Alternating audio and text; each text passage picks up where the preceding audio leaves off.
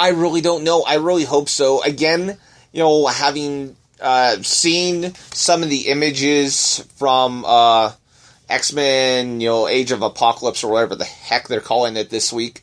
And that changes on a 24-hour basis. Honestly, I'm completely confused on it.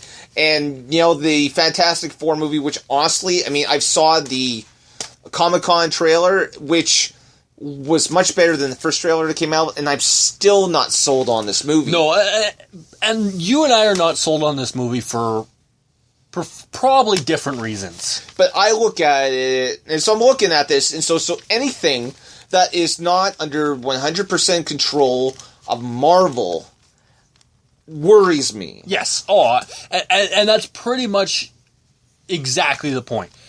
And I still do not agree with the, everyone knows that Invisible Woman and the Human Torch are brother-sister, have always been brother-sister, and I do not like how they're portraying in the new one as one is white, the other is black. And I think until we actually see the movie, we won't be able to get a full explanation on this. I completely understand. I understand where you're coming from this. I understand where you're coming from this. Absolutely. It's confusing. Is it plausible? Absolutely. There's a plausibility to this. I mean, there's so many different ways they could do it. They could be doing a mixed family. They could have how, No, and I agree with that, but if you look back at some of the original trailers for the old one, in the trailers, you could clearly see they were brother-sister. Not from how they look, it's how they acted. The relationship with each other really came out in the trailers. I do not feel that same this time. No, now, you're absolutely right. Come to think of it, I didn't either. So, I mean... it doesn't come across as them being siblings, which I think, if that is the case that they are not, that's a really bad mark, because that's the storyline, and there's an issue of too much creative freedom. Well, here's the thing, and I can't remember the actor's name, but he goes off, and at one point, he's like the head scientist, and he says something on the lines of, I asked you not to make my children weapons, or something along those lines. Yeah.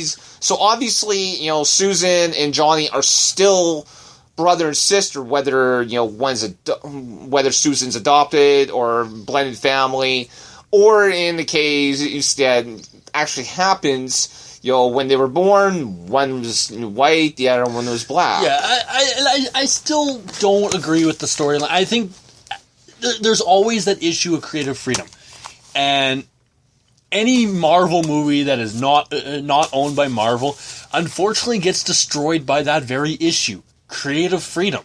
They tried to turn a Marvel movie as far away as what Marvel wants to spite Marvel. And I'm not sure. I could sort of understand what they're doing. The last, well, let's face it, there's actually been 3 other Fantastic Four movies. I have only seen clips of the first one, which is exceptionally campy. Came out in the mid-1990s, so, I mean, a lot of, the special effects they used were absolutely terrible. But, I mean, the 2 that came out, starring Jessica Alba, I believe it was, they tended to be a little campy. And, I mean, here they are, they're going for younger, they're going for grittier, much better actors this time. Do you believe that this is their way to take a shot at Marvel's attempt to kill off the Human Torch in their comic books? See, I'm not really familiar with that. What I find interesting is that the original Human Torch actually makes an appearance within the Marvel Cinematic Universe in Iron Man 2. I think it was Iron Man 2. It was Iron Man 2.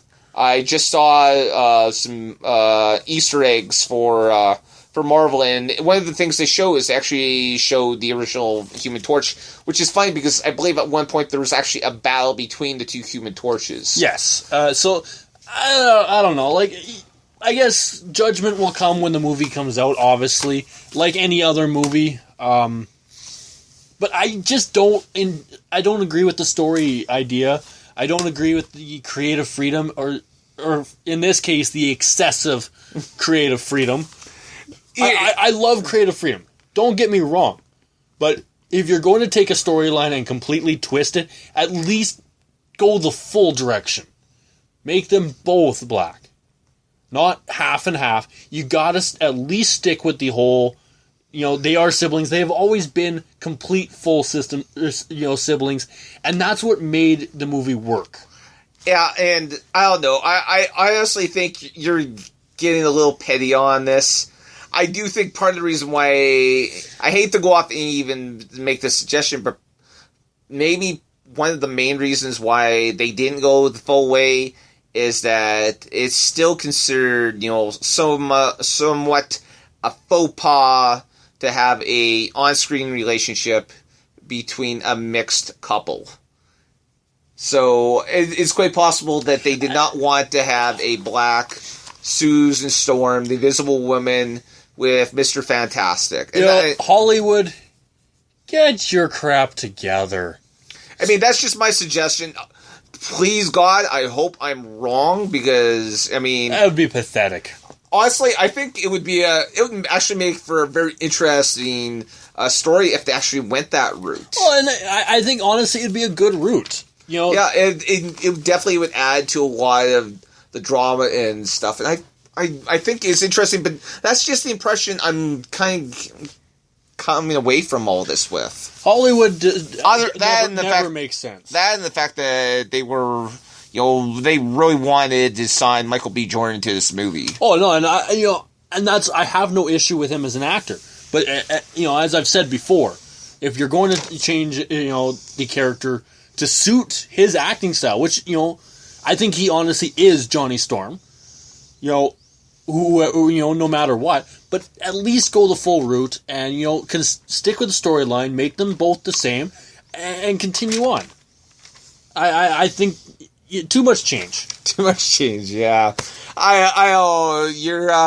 You don't like change. You seem to have a lot of problems with change. You know what? I think there's a lot of people out there that have the same issues as me. So, anyways, Gambit is going to start production October 13th, 2015 until February 12th, 2016 in Louisiana. It's directed by Rupert Wyatt. I don't know much about him. So, whatever. It will be released October 7th, 2016. So we still have a long way to go before we know more about this movie. It's going to be interesting to see how it ends up. Whether or not maybe Sony's pulling the wool over our head and they know exactly the direction they're going. They know exactly what they're doing. But, they just don't want us to know because Sony is, Sony. Well, I just quickly looked it up. Rupert Wyatt is actually the director from Rise of the Planet of the Apes. Okay, so this could be interesting. It could be interesting because I haven't seen either of these remakes, but apparently they were really good. Yeah, they were actually pretty good. So, I'll give him some credit, but at the same point, you can only direct so much with a storyline.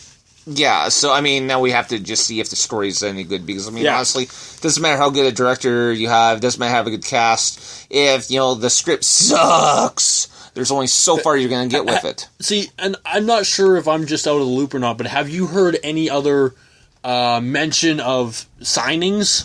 No. So it's just Channing Tatum, it's just the director? Yeah. And I don't like that. I've heard more about...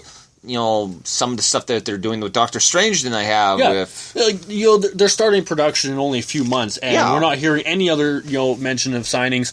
So that's a very scary thought. What's a good thought, though, is, and this ties into what you want to talk about very shortly. Ant-Man has crossed $100 million in the U.S. box office. Woohoo! They remain number one over the recently released Pixels. Yeah, and if we have time, I'll go off and kind of give my opinion. Okay. So, my wife and I went off and we saw Pixels this weekend. Yeah, for their anniversary, by the way. Happy anniversary to you both. 7 glorious years. Here's the 7 glorious more. Hopefully at least 7 more. She may kill you if you forget one or two. Not that she'd ever let me forget it. I mean, she only mentions it every other day of the year. Oh, so is it the 365-day countdown? Yeah, pretty much. Yeah, Those are good. We know a few friends of ours that do the 365-day countdown till Christmas. yes. Megan. But you know what? If my angel is listening to this, I mean, I love you, honey. So, Yes, happy anniversary to you both. So we saw the movie on the weekend, and I already walked into it feeling very skeptical. I'm not a fan of Adam Sandler. The trailers did not look decent. Honestly, I can only name maybe one, possibly two movies that Adam Sandler. Eight Crazy Nights was my favorite. Actually, was a pretty decent one. But that's only because it was offensive and crazy. Yeah, I don't know, for whatever reason. That one, it was okay. And there's a couple others. The ones where he's more dramatic, there tend to be the ones that I like the He the has most. a very, wide spectrum of movies. But, I mean, my wife really wanted to go off and see this movie. And I was curious to see how they would go off and, take this concept of, having to fight, classic video game characters such as Donkey Kong, Batman. Which is not a new concept if you watch Futurama. Yes, it's actually, after I saw the movie, I posted something on Facebook, and someone went off and reminded me about the episode of Futurama, and honestly, I could say, without a shadow of a doubt, that 8-minute, short that Futurama did it was spectacularly better. Yeah. Than this movie was. This movie, I mean, I went off and I didn't like the humor. I don't like Adam Sandler's humor. I thought, the acting, other than Adam Sandler's probably was my least favorite character of all the main characters that were in this movie. Kevin James, I thought it was pretty good. So let me get this straight, because I obviously haven't seen it, and I'm decided I'm not going to see it just because of the reviews, not just from my co-host here, but from many others. He's kept the cast together that he usually does in all his movies. It's Dan Aykroyd makes a cameo in this. Wow, his career has really tanked. Well, I mean, I think, that's one of the reasons why, Adam Sandler keeps bringing back certain characters. Kevin James, who's a big, who's a huge, he's a big friend and fan of Adam Sandler's. He was in this movie. Peter Dinklage from Game of Thrones was in this. Peter Dinklage is probably one of the better characters, in the entire movie. He's a very well, and followed character. But yeah, I mean, I didn't enjoy most of the humor. The video game stuff was kind of cool, but when they weren't fighting, characters, I found, it really boring, and I didn't find it funny at all. So we're gonna do this rating system a little differently tonight. Rate the graphics. The graphics, I would.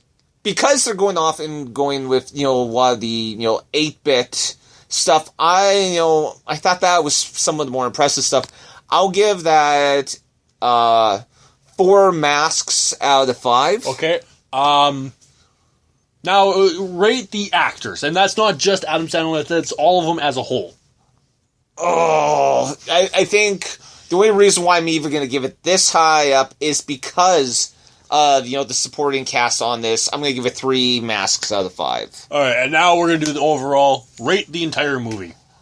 You know what? I'm going to give it, 2.5 masks. I went off, actually mentioned it on Twitter, and when I actually tweeted, I actually said, this movie left me feeling meh. Yeah.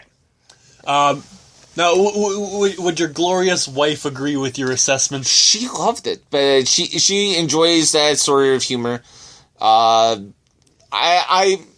don't like what I refer to as stupid funny, and that seems to be Adam Sandler's specialty. That's Adam Sandler's specialty, although he definitely likes to take it to grosser levels. Yes, Jack and Jill was probably one of those levels.